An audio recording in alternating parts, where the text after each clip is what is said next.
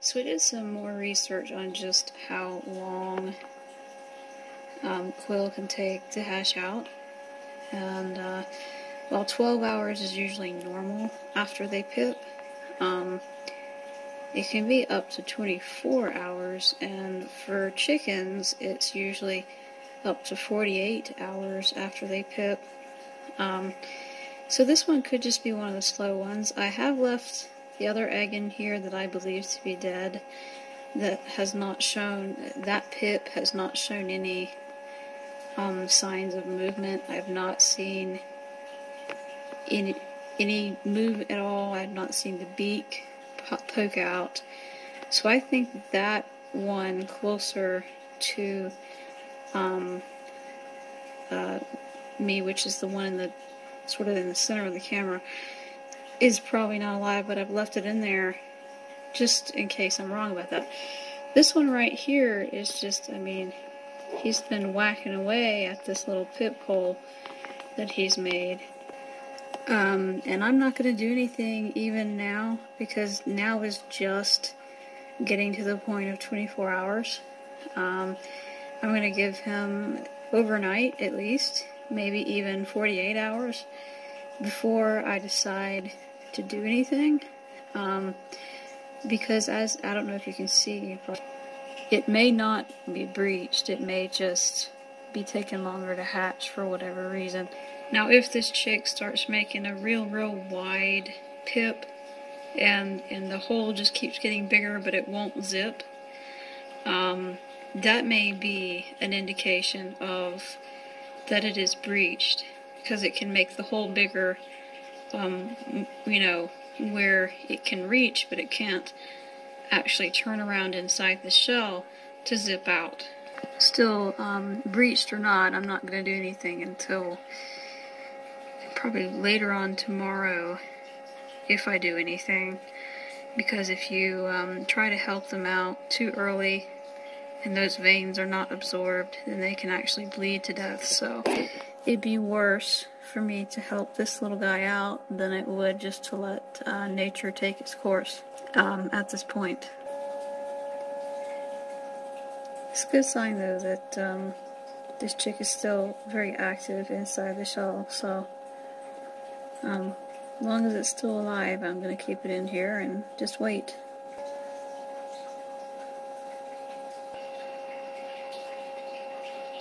It's got to feel better though, not having, you know, a whole bunch of brothers and sisters peck at your face and trample all over you when you're trying to hatch. He's got to appreciate that peace right now. This chick right here never stopped showing movement.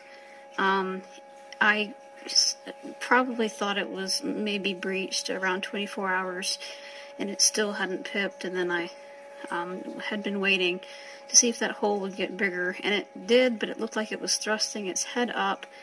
Looked like it was really just swinging its head around trying to make the hole bigger, but could not move its body, and that's a pretty good indication that it's probably breeched. So at 36 hours I thought, well, surely you know, if it's still really strong and fighting to get out. This is actually just a few minutes after I helped it out of the egg. I checked to make completely sure that the membrane had completely, you know, dried up as far as veins go. No live veins in the membrane. If there's still veins in the membrane, it will have the chicken, or sorry, the chick bleed to death. I'm used to saying chicken because they're usually chickens. This is actually quail. But anyway, this quail was at no risk of bleeding to death as long as I very meticulously, very carefully, you have to be very, very careful because you can still injure the chick if you're not careful. After those veins have completely been absorbed in the membrane. So, that's the good news. The veins had been absorbed, the chick was strong. I thought, why not? I mean, if I don't do anything, it's going to die, so might as well. So I helped it out of the shell, and sure enough, the position that it was in was a very, very common breeched position where they they actually have their beak tucked all the way into their butt. And basically it's in a sort of a forward position, so it's not arching its back backwards, but it's because its head is all the way down to its butt instead of underneath its wing, its legs get pinned and it can't turn inside the egg. So now this chick at least has a chance. I don't know for sure if it's gonna make it or not, but it appears that the only problem was that it was breeched, and it would have hatched out. Had it not been breeched, it would have hatched out normal time, normal schedule. So, you know, when I say normal time, I don't mean exact science, you know, but I mean within the normal range. It would have just, it couldn't get out, so it would have eventually probably dehydrated and starved. So I'm getting ready to look at this other egg. Like I said, I don't have high hopes for it, but presumably dead does not mean dead, so I'm gonna check. I say give him at least 15 to 30 minutes to recuperate from his ordeal before I mess with that egg. Presumably dead does not mean dead. Like I said, sometimes it's hard to see in the incubator, and I have seen movement, I've heard it chirping, so I'm going to try to help it out. Again, do not do this unless you're sure that the membrane is completely, the veins completely absorbed. So I'm going to check for that first. If that's not the case, then I'm not going to do it just yet. You could, again, have it bleed to death if those veins are not absorbed. So right now I've got it loosely in a wet towel with warm water. You want to pull off the shell only, not the membrane, at first. And just enough to where you can get the chick out. Always start at the air sac because that is the safest place to pull without accidentally getting a vein or something. Alright, so I've broken through the membrane where the air sac is, and I can tell for sure now that there surely is no veins that are left. I'm going to very loosely wrap it in that warm cloth again, just to get it, you know, a little bit loose before I start pulling. You want to do this periodically, but you don't want to suffocate the chick. Alright, so we're almost out. See if he can try and get a little bit on his own. So, I'm going to put him back in the incubator ASAP so it doesn't get too cold. You always worry about chicks that don't have any rhyme or reason that you can see for not being able to zip out of the egg like they should. You wonder, is there a weakness there? Is there some sort of problem there with just overall development?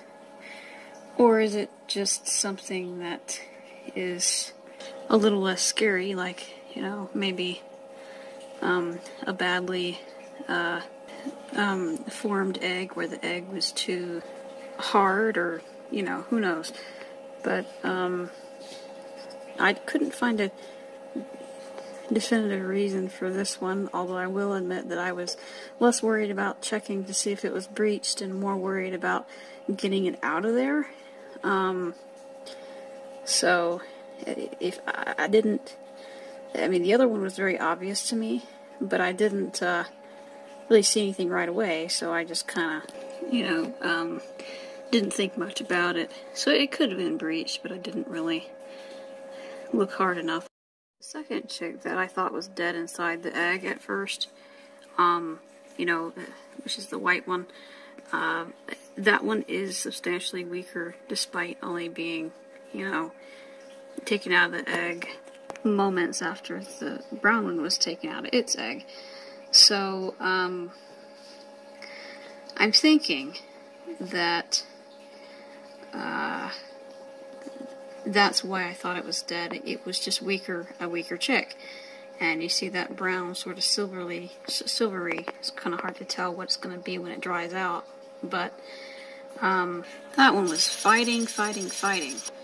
to get out. I mean, it was just like a little warrior. This one over here was just barely moving at all. So it makes sense that the one that barely moved at all would be the weaker one, would be the one that I couldn't definitively find a reason for why it was stuck. And it makes sense that the stronger one was just breeched.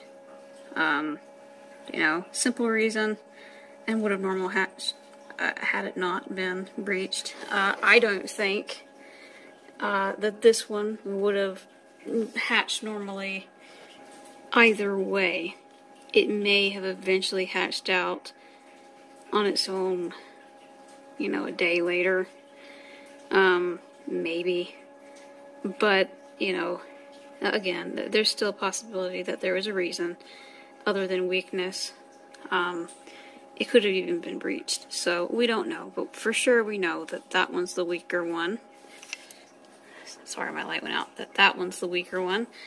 And neither of these chicks are out of the woods. You always have to worry about the ones that don't hatch out on their own. Even the strong ones, but sometimes they surprise you. Again, very important that you don't try this too early or you will kill the chick. It will bleed to death. Very important you're not rough with the chick. Very gentle. Everything has to be gentle. Everything has to be slow.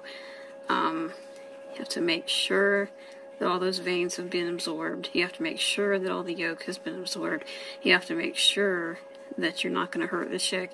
And you have to make sure that if you make a mistake, you're okay with that. You have to weigh out the odds. You know, what are the chances of this thing making it if I do nothing? Slim to none. Okay, I might as well try.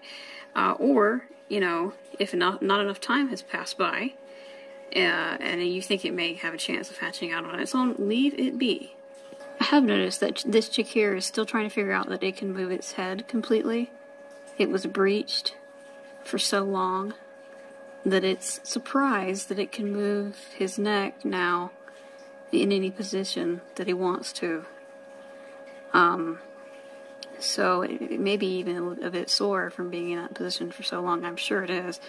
Anytime they're breeched like that, that's bound to leave them with a sore neck. And you see this one, while weak, you know, while weaker, doesn't seem to really have that problem. It doesn't seem to act as if it was breeched. Doesn't seem, because typically when they are breeched, they do. They're like, oh wow, I can move my head a different way now, and they're also stiff. Doesn't seem to do that. So I'm not sure why that one, you know, really don't know. So yeah, you don't have a stiff neck, but you're weak, and yeah, you're strong, but you got a hell of a sore neck. Poor things, you really feel sorry for them. And now I'm just gonna give them some time to rest. Hopefully in the morning they'll dry off, and all will be well, and I can put them in the brooder. Even then, it may take, you know, at least 3 to 5 days to see if they're going to be normal chicks or if they're going to have a constant uphill battle, but there's no harm in trying at this point. And they're almost dry, so I'm going to go ahead and put them in the brooder. Chicks that were helped out of the egg, already starting to forage, look for food. That's a very good sign. That weak one looks much stronger today, and the sort of silvery one that looked more brownish before it started to dry, now it's looking more silverish. That one actually is just going everywhere and anywhere. That one is just full of energy. Yesterday that hatched out on its own, but hatched out really weak. That one's doing better. It's a lot stronger today, less wobbly, getting its own food and water, but it's still kind of lethargic at times. The ones that I helped out of the shell, those two appear to be acting normal. Chick hatches out weak or needs help hatching out. You don't know if there's any kind of underlying causes for that you may not be able to see with the naked eye, but we'll see. We'll check back in a week or two and see how they're doing.